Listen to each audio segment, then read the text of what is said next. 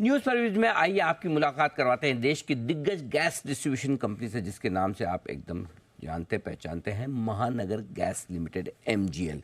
1995 में हुई थी कंपनी की शुरुआत। नेशनल गैस डिस्ट्रीब्यूशन का कंपनी करती है कारोबार मुंबई और रायगढ़, मुंबई के नज़दीक। यहाँ गैस सप्लाई का कामकाज है कंपनी का। गेल की सब्सिडरी है MGL और गेल के पास इस कंपनी का 32.5% हिस्सा है।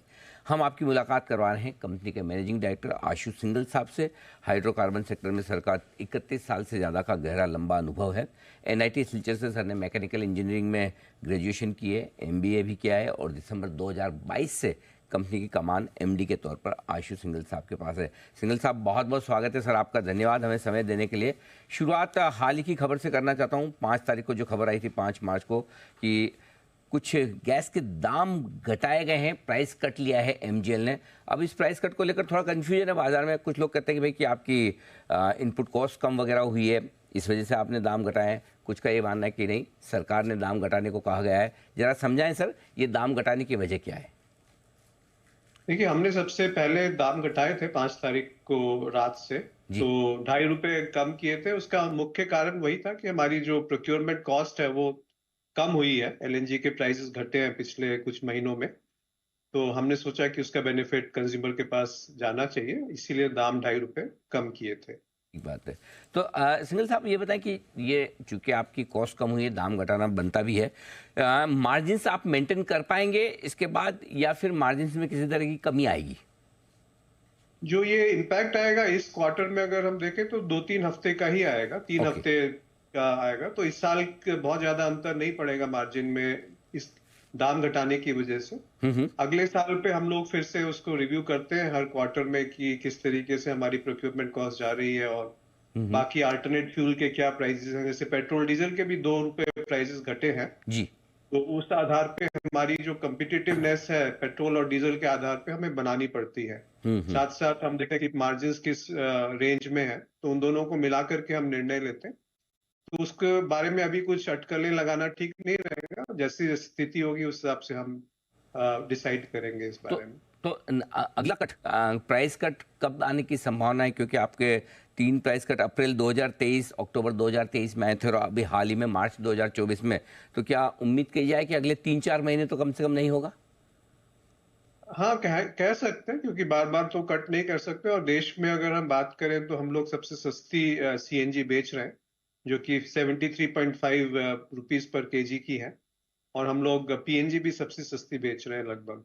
तो इस आधार पे कहा जा सकता है कि हमारे प्राइसेस काफी कम्पिटिटिव है महानगर गैस के। तो आगे कैसी स्थिति बनती है वो उसी समय हम लोग निर्णय लेंगे उस बारे में। सिंघल साहब, आपके प्राइसेस कॉम्पिटिटिव ही नहीं है, बल्कि मैं ये कहूँगा कि सबसे लोएस्ट हैं। मैं ये समझना भी चाहता हूँ कि बाकी गैस कंपनियाँ इतने आपके कंपैरिजन में ऊंचे दाम में बेचती है, आप एकदम लोएस्ट, और उसके बावजूद आपके मार्जिन्स 28 से 30% की रेंज में जो हाईएस्ट है, ये कैसे? ये मुझे समझना है सर। मार्जिन हाईएस्ट तो नहीं कह सकते, क्योंकि मतलब 12.5% पैट प्रॉफिट एबिटा था, और अभी हमारा जो है वो लगभग ₹14.5 एबिटा पर SCM चल रहा है। या मार्जिन हाई हैं और हमारा प्राइस भी कम है, तो ये दोनों बातें एक तरफ संकेत करती है कि हमारे जो एसेट्स हैं वो थोड़ा पुराने हैं और डिप्रिशिएट हो चुके हैं। साथ ही साथ हमारी ऑपरेशनल एफिशिएंसी अच्छी है, प्रोक्योरमेंट कॉस्ट ठीक है। ये सब कारण है जिसकी वजह से हमारे मार्जिन्स ठीक हैं, हेल्दी हैं, और साथ साथ दाम भी सबसे कम है, जो कि बेनिफिट कंज्यूमर को मिल रहा है। ठीक बात है। तो आपने कहा भी कि आपके एसेट्स पुरानी होने की वजह से डेप्रिसिएशन की कॉस्ट अब ज़्यादा आपको प्रॉफिट एंड लॉस में लेनी नहीं पड़ती, लेकिन एक वो बातचीत ये भी चल रही थी कि इंफ्रास्ट्रक्चर एक्सक्लूसिविटी को लेकर जो आपका समय था शायद खत्म हुआ, उस पर क्या अपडेट है, ज़रा समझाएं सर, और उसका किस तरह का आगे पोजिशनिंग MGL लेकर चल रहा है? ये मामला जो है अभी कोर्ट में लिस्टेड है। तो 2015 में एक ऑर्डर निकाला था हाई कोर्ट दिल्ली ने कि इसमें कुछ भी अगर करने से पहले कोर्ट से सलाह ली जाए, और उसके बाद मार्केटिंग एक्सक्लूसिविटी पे स्टे भी दिया गया था उसी ऑर्डर के तहत। अभी रिसेंटली रेगुलेटर ने एक नया नोटिस निकाला है। नोटिस खाली एक इंफॉर्मेशन होती है जनता के लिए कि मार्केट इंफ्रास्ट्रक्चर एक्सक्लूसिविटी खत्म हुई है महानगर गैस की, और एक और कंपनी है वडोदरा गैस और आसाम गैस के बारे में उसमें मेंशन्ड है। जी। तो उसका अर्थ ये होता है कि खाली एक इंफॉर्मेशन है। तो हमने, क्योंकि ये मैटर कोर्ट में लिस्टेड था, तो हमने कोर्ट्स में रिलीफ के लिए अपील करी थी और बाद में हम रेगुलेटर के साथ भी टच में हैं कि एक प्रोविजन होता है रेगुलेशन में कि उसकी 10 साल के ब्लॉक में एक्सटेंशन मिल सकता है। तो उस प्रोविजन में हमने रेगुलेटर के साथ अप्लाई भी किया है और हमें आशा है कि वो हमारे सही उस रेगुलेशंस के हिसाब से उस पर कार्रवाई होगी। आपके विचार जानना चाहता हूँ एक बयान पर जो पेट्रोलियम मिनिस्टर हरदीप सिंह पुरी साहब की तरफ से आया था। उनका ये कहना था कि भाई गैस कंपनियां जो है ना वो कस्टमर्स को पूरा का पूरा बेनिफिट पास नहीं कर रही है, जो कुछ भी गैस के दाम कम हो रहे हैं, और उसके विपरीत बड़ा मोटा मुनाफा बना रही है। क्या कहना है आपका?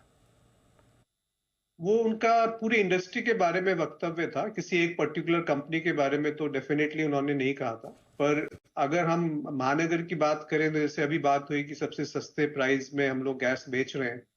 दूसरी बात, लास्ट अगर 1 साल में भी आप देखें, पहले हमने 8 रुपए दाम घटाया था जो कि सबसे ज्यादा था जिस समय की एपीएम गैस एलोकेशन का फॉर्मूला चेंज हुआ था। उसके बाद 3 रुपए फिर हमने घटाया था अक्टूबर में लास्ट ईयर, जब हमें एचपीएचटी गैस मिली थी और प्रोक्योरमेंट कॉस्ट कम हुई थी।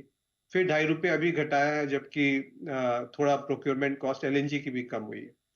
तो ये कहा जा सकता है कि हमारे प्राइसेस जो है काफी रीजनेबल और सबसे लोएस्ट हैं कंट्री में। सो ऐसा नहीं है कि मार्जिन्स बहुत ज्यादा बनाई जा रही है, जो कि इंडस्ट्री की नॉर्म्स हैं उसी के आधार पे हमारी मार्जिन्स बन रही हैं। आखिरी सवाल आपसे एमजीएल के शेयर होल्डर्स के बिहाफ पे कि अब आने वाले समय में एमजीएल की ग्रोथ कहाँ से आएगी, शेयर होल्डर्स को बेनिफिट कैसे होगा? मुंबई और रायगढ़ जहाँ पर आपकी अभी प्रेजेंस है, यहीं पर आप कुछ बड़े एक्सपांशन, बड़े प्लान्स कर रहे हैं, या फिर कुछ नए इलाकों में भी आप जाने की सोच रहे हैं? क्या करेंगे सर? इसमें 3-4 चीजें हुई हैं, जैसे कि यूनिसन एनवायरो प्राइवेट लिमिटेड एक कंपनी है, उसका एक्विजिशन कंप्लीट हो गया है। वो हमारी सब्सिडरी कंपनी है। उसमें 3 ज्योग्राफिकल एरिया ऐड हो गए। एक लातूर उस्मानाबाद है, एक रत्नागिरी है और एक चित्रदुर्ग कर्नाटका में है। तो जो हमारे पास 3 जीए थे, अभी वो 6 जीए की कंपनी हो गई है महानगर गैस। इसके अलावा हमने एलएनजी के लिए एक जॉइंट वेंचर कंपनी का गठित किया है, जिसमें कि स्टेशंस लगा रहे हैं एलएनजी रिटेल के लिए। फिर एक सीबीजी का एमओयू हमने बीएमसी के साथ साइन किया है। आशा है कि उसमें भी जल्दी कार्रवाई होगी इन्वेस्टमेंट डिसीजन और फाइनल अप्रूवल के लिए। और अंत में हमने कुछ इन्वेस्टमेंट इलेक्ट्रिक व्हीकल में भी किया है। 31% इक्विटी लिए एक कंपनी की जो बैंगलोर में स्थित है। इसके अलावा भी हम जो इंफ्रास्ट्रक्चर है पीएनजी सीएनजी में वो बढ़ा रहे हैं अपने ज्योग्राफिकल एरियाज में। तो हमें एक्सपेक्ट करते हैं कि ग्रोथ जो अभी 5% के आसपास है वॉल्यूम्स में, अगले साल वो ग्रोथ 6-7% तक आ सकती है। ठीक बात है सर। तो 5-6% की ग्रोथ 6 से 7% तक ले जाने की तैयारी, अगर ऐसा हुआ तो आई एम श्योर सर आपके शेयर होल्डर्स बड़े प्रसन्न होंगे। सिंघल साहब, बहुत बहुत धन्यवाद आपका। आपने समय दिया और सारे सवालों के जवाब बखूबी दिए, और साथ ही आगे डायरेक्शन भी आपने बताया अपने निवेशकों के लिए। Thank you so much sir. Thank you. Ashish Singhal साहब, एमडी एमजीएल के, बताते हुए कंपनी के आगे के प्लान्स के बारे में। आइए